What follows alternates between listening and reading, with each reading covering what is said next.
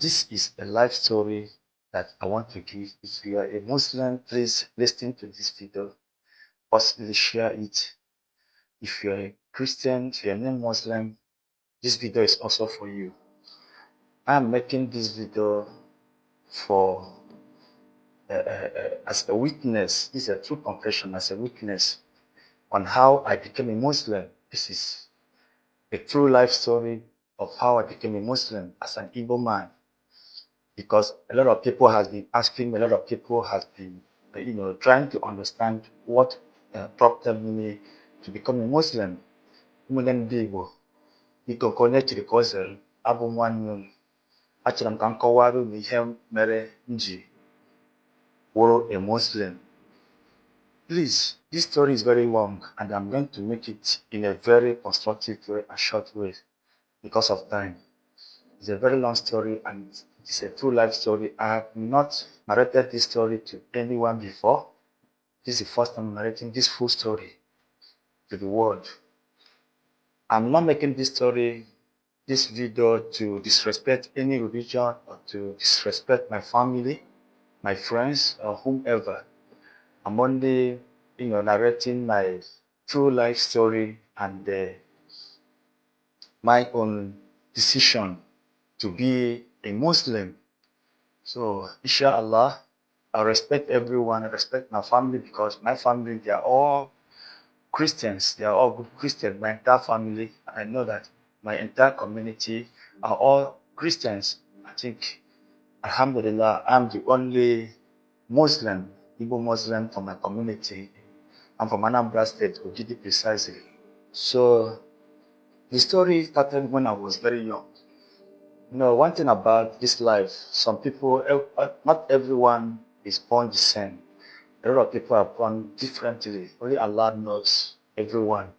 So I'm someone that is born differently. I'm someone that God Almighty has given that strength to always, accept the truth, accept the reality, even if that reality, even if that truth is against me. Do you understand me? Or against my loved one, I always try to recognize the truth or find out the truth.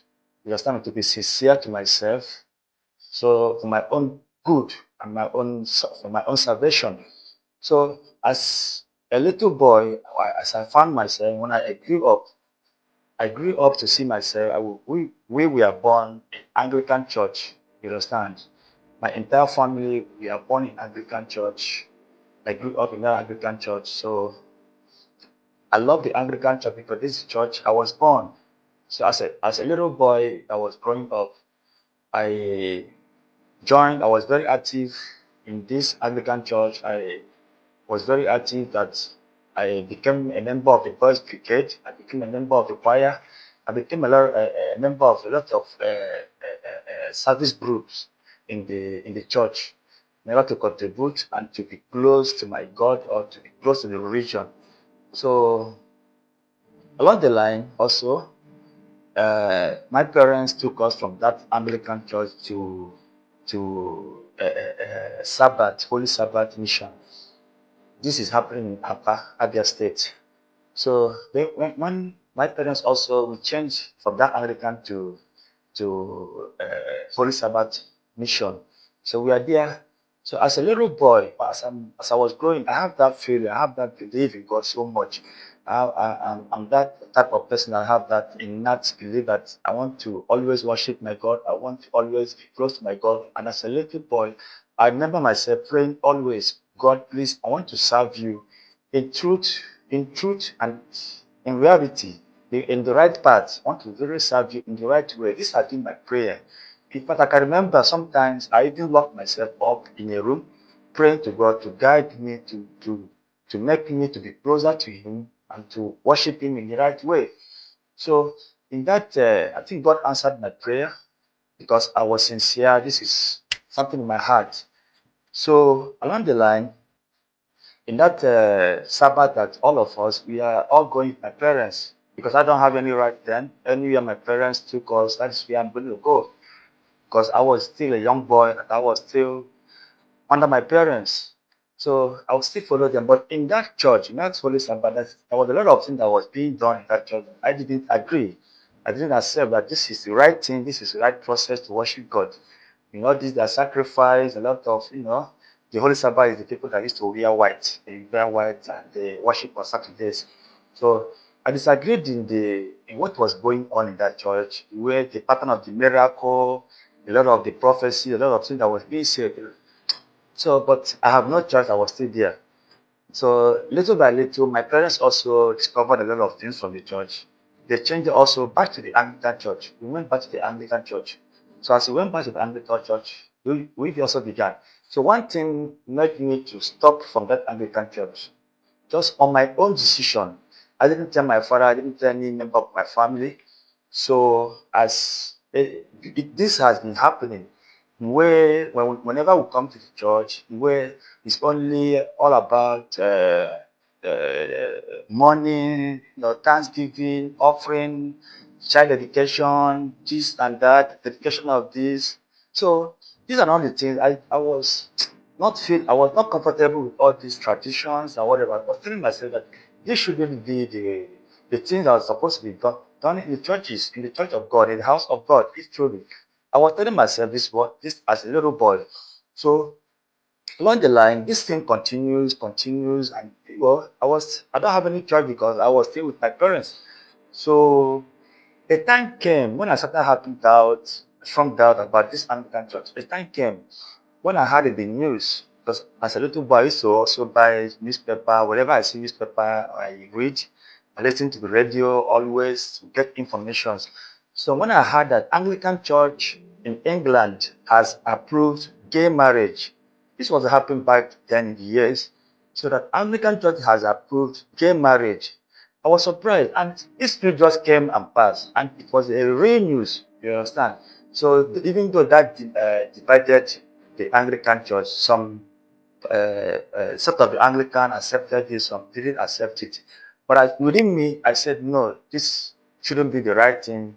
In a religion, gay marriage, everyone understand what is gay marriage: for a man to marry a man, a woman to marry a woman. Understand? So I decided, I said, how can it, okay, Anglican Church, the board of Anglican didn't do anything. How can the Christianity as a whole didn't even do anything? This was approved in England, the capital place of Anglican Church. So I disagree that the law, I disagreed with that totally. I said, no, this couldn't be. So from there on, my doubts began to grow. So one Sunday like this, the same thing that used to happen, that when they come, they just concentrate on collecting money and doing offering, dancing, only a few minutes that will be dedicated for preaching. And I need to hear this preaching. Understand? I need to hear this preaching because that preaching will draw me closer to God. This is what I want to hear. So, but I'm not seeing it. So a day came, uh, the service began. I came early. So as service began, from that 7 o'clock that the service used to begin till almost to 12.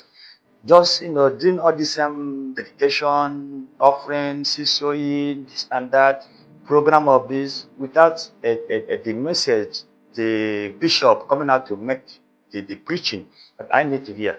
So I disagree so much that I was just patient. On that day, the service almost to 12, because the service used to end around after 12 or 12. So when the pastor or the bishop came, he just, okay, as I was saying, since a lot of time, hours has been wasted doing all these things, so not possibly the pastor is going to increase the time for the preaching. As soon as the pastor came, because of he said he now, within few minutes, not up to 5 minutes, he just rounded up the sermon and went off. I was asking the next person sitting beside me, has the pastor finished? He said, yes, we are just calculating to go. Oh, I said, no, no, no, this is not true. This is not true. You understand me? Right there, I left Anglican Church.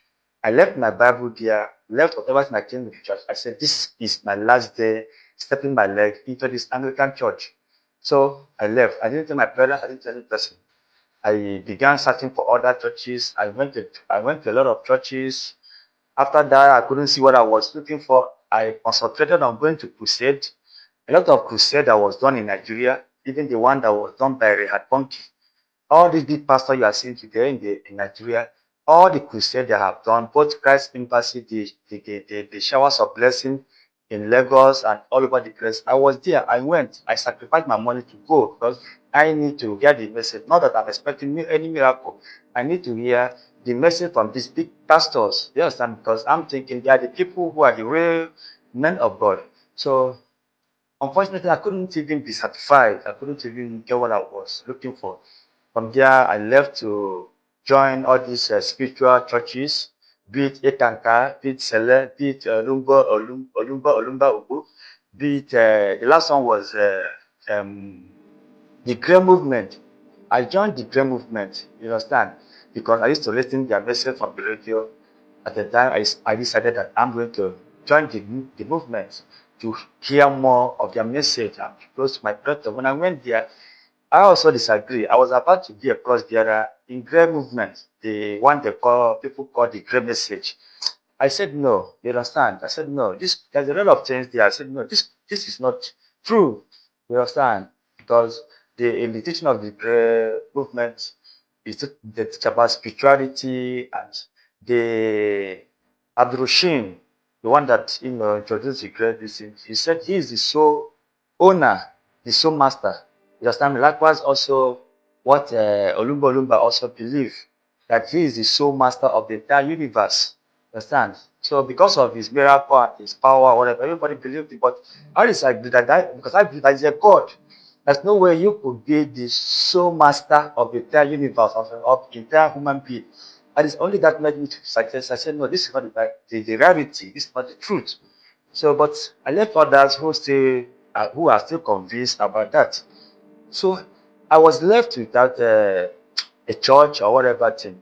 At the time, I found the Winners Chapel, this Living Faith Church. So I decided I said I'm gonna this. I feel this is okay because where they preach, they do a lot of things. I said, look, I'm gonna be part of this uh, Winners Chapel. I went and became a member of Winners Chapel. It was through me all my family members joined the Winners Chapel. It's a life story I'm saying. You understand? So along the line, the Winners Chapel, I was too close. The message was flowing. From there, I decided I'm going to be a pastor. I'm going to be a pastor. I went to Bible study. From that Bible study, an altar call was made in the church one Sunday. Who are those who want to be a pastor in this church? So I was the first person to come out because I didn't want to be close to my God. I love that. Everything about religion was in my heart. You understand? So I was very active in Christ Winners Chapel also. I was a member of the sanctuary keeper. I was a member of the choir. As of then, I was one of the non-gospel singer in the church then. You understand? So, but along the line, after the Shiloh 2005, so 2006, I disagreed with a lot of things that happened in that Shiloh. When the senior pastor was saying that there's no reason why a Christian, a true Christian, should be poor while you are serving God. Understand that because Jesus Christ, our Father, is the owner of every riches and the wealth and power. So there's no reason any Christian should be poor and you're a Christian. And it's like I said, no, this could not be true. What of Jesus himself? Jesus Christ wasn't rich. His disciples wasn't rich. You understand? And a lot of Bible quotation that talk about wealth and the poor and the rest. So how could this be true? I disagree. And the wealth the pastor was accumulating from the people, from the poor masses. I don't know if it.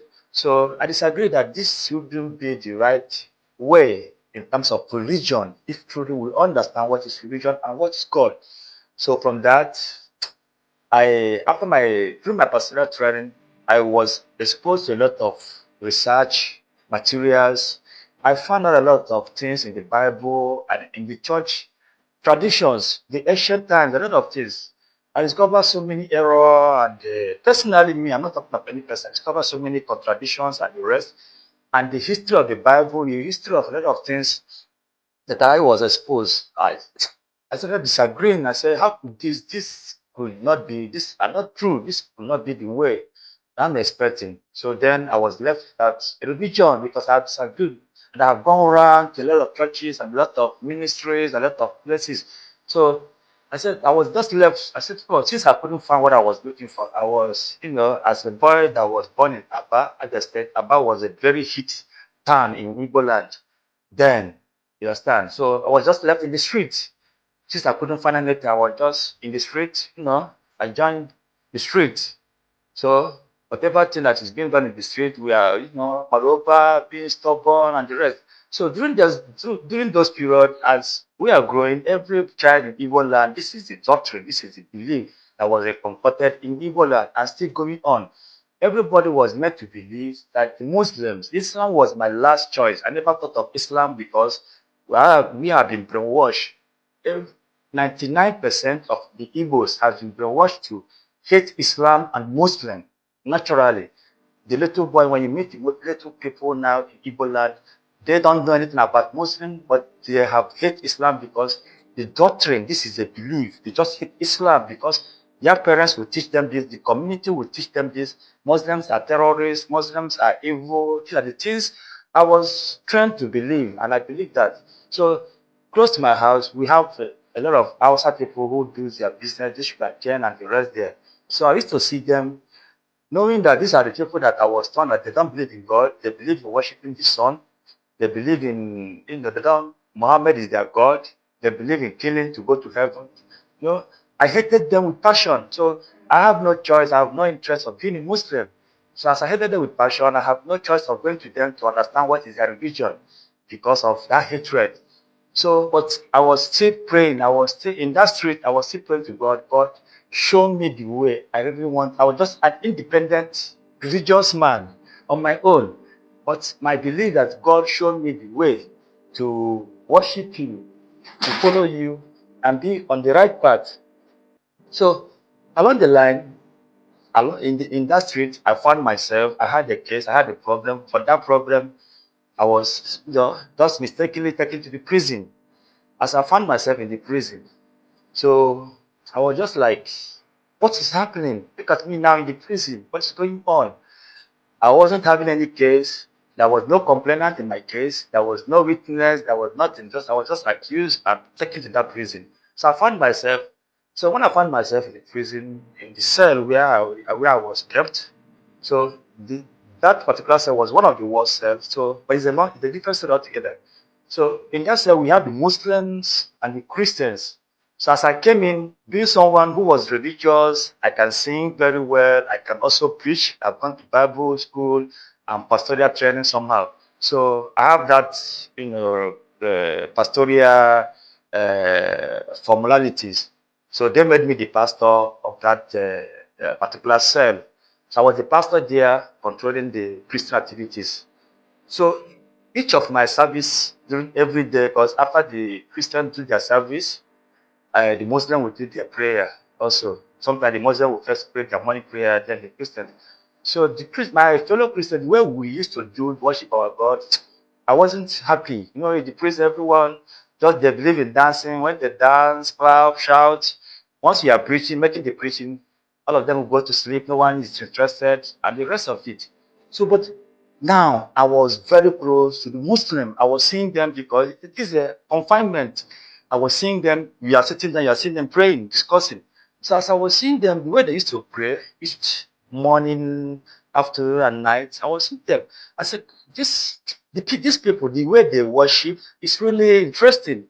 I was asking myself, we that worship Jesus, we that believe in God, understand me, the true God, but these people that worship one being, worship idol, that they actually respect their idol or their Muhammad more than we. Look at the way we disrespect our religion, the way we do that. These people, they are very organized. This is true. Understand? But I have no interest of being a Muslim. I have no interest of. But I accepted the truth. I accepted the reality. Somebody have to be sincere. You understand? That is where you can be able to find truth very easy. So I was saying this is true. Despite I hate these people, despite they are my enemy, I hated the Muslims so much. You understand? I hated the Islam so much. Now I was opportune to sit with them in the confinement. But the door is locked, everyone is locked. You sit with them, you stay with them.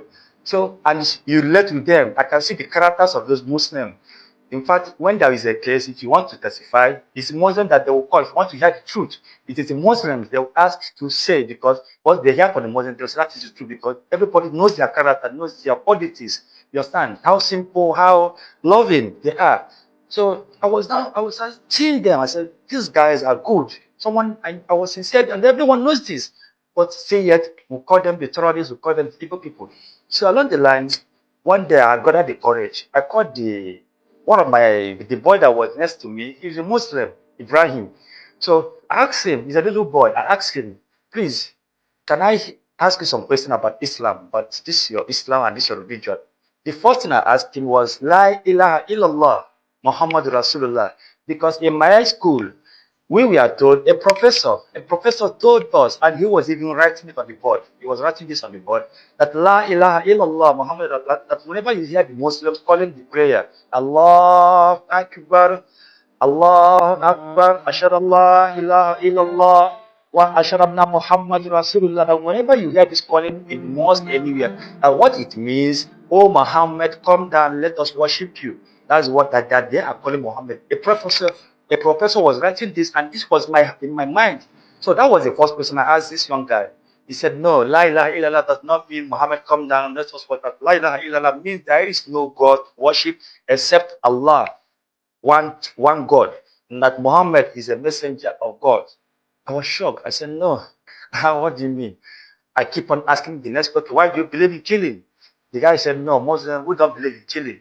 I said, well, why do you worship Muhammad? He said, no, we don't worship Muhammad. Why do you worship the sun? In fact, literally all the question I was asking him was no, no, no, no. I said, Pa, this guy is hiding something. Possibly he has no knowledge of the religion. He said, okay, Kamga Ozozo. And I went to their Imam. I asked the Imam, Alaji Yusuf is his name. So I asked Alaji Yusuf, please, can I get an Islamic text or English Quran so that I can be able to read, to understand something about this Islam? So horribly, he sent from the Muslims outside. They brought the Quran, English Quran for me, and some little English books. It took me 3 days. I was reading that Quran, that English Quran, 3 days, 3 complete days to finish, because I didn't give any gap. As soon as I started, everything I was seeing in that Quran was surprising. It wasn't what I was expecting. I was expecting to hear killing, oh, Muslims should go and kill to go to heaven and marry 72 virgins, or to go and bomb something, or to hate people. What I was just here reading was very interesting. What God was saying in the Quran, what God, I said, God, how could it, when I read, I said, God, this is amazing. This is, could this be the true religion I'm looking for, I'm searching for? This was the question I asked myself. Then, if this is the true religion I'm searching for, what next? You understand me? Am I going to accept it? So I went further to investigate, to research about more. Finally, I was convinced that Islam is the true religion I'm looking for. I was convinced, because now I have read, I've asked a lot of the Muslims in that prison a lot of questions, and they have explained to me what I want to understand. But now the challenges was, how am I going to be a Muslim? Because I was in confinement and my entire family were the ones fighting for my freedom, fighting for my case. What is going to happen? What do I do? I said, now, do I need to, continue with what I already know, or accept this truth? I said, no. Possibly I could die now in that place. You understand? If Allah wish. So, do you mean I should die living the truth? What I have found out, because it had been convinced. This is my nature. If I see the truth, I accept it. So what happened to my friends? My friends was coming to assist me. When I come out, what's going to happen? Am I going to continue? So I was just left with, I said, no, I am going to accept this fate, because God knows I could die here now. Let it be that I died with the truth. So I took my shahada. I went to their mosque. I took my shahada. The prison exploded. If I knew, hey, normal that I've accepted Islam, this and that, hey, this prison exploded. But I never cared. I never cared for anyone. I never considered anything. I accepted what I did. So At the long run, everything came down. I started praying with the Muslim. The first day I prayed, I bowed down my head in ruku to sujud. It was excellent. It was beautiful. That was when I said, now I have arrived. The bowing down, the prayer, even though I couldn't recite some of the recitations, but my soul was fulfilled. My soul was satisfied that I have found the message, the light, what I was looking for. So along the line, the information got to my mom, my mother, whom I love so much, and she loved me so much. To her, I'm the best child she gave birth to. You understand? So she was after my case. She was the one after my case, fighting, doing whatever to make sure that I'm free from that case. And I remember I've been in this prison close to 2 years plus. Nothing was being done. I never knew that Allah brought me here to get this message, to get this truth, because this was the truth I was going around everywhere outside. I couldn't accept it because the hatred was too deep. So then when the information went to my mom, I got an information feedback because there is a warder, prison warder that used to send me information from my mom. So this warder now came and told me, look at, do I want to kill my mother? Look at what my mother have said. That she said I should prepare to do her burial because she is going to kill herself before I comes out of that place for accepting Islam, because this is a very big disappointment to her and to the entire family and to my community as well. That she is going to commit suicide because of me. Let her know that I'm the one that killed her. This was the message. I was surprised. You understand? I was shocked. So when I think about her message, I didn't know the answer to give her. And I know my mom, I know that she's going to do this. I know her heart. She's a very strong-hearted woman. You understand? And I know how much she loved me. I know how much the entire family believed in me and they loved me. If in fact, the entire family was expecting that once I come out, I'm going to be a pastor. Every arrangement has been made that I'm going to be a pastor. So this was a very big disappointment to the entire family. So my mom said she's going to commit suicide because I became a Muslim. So along the line, after I got the message, the next 3 days, I wrote a letter to her because I didn't know, I can't approach her. She stopped coming, what I was waiting, that the bad news that she's going to kill herself, because I know she's going to do that. So I've accepted because I know my mom, I know how much she loves me, I know what she can do. So along the line, I wrote the letter and gave to the warder. In the content of that letter, what I wrote was, I told her, I greeted her and thanked her how she gave back to me. I appreciate her so much, and I appreciate all her sacrifice for me as a mother, even in this my confinement. I reminded her that she is only a channel in which I came to this earth.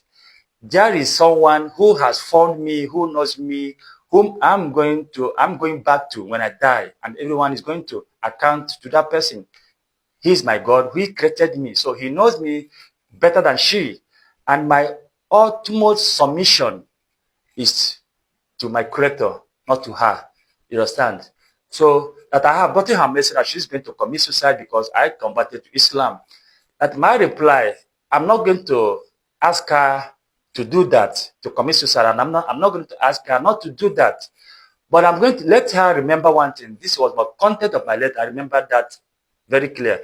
Let her remember that she knows that on the day God, everyone that dies is going to meet God on the day of judgment day. Every person believes it. The Christian believe that.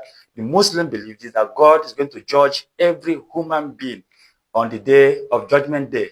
So I reminded her of this judgment day, that she should remember that God is going to judge her when she killed herself on the day of judgment day.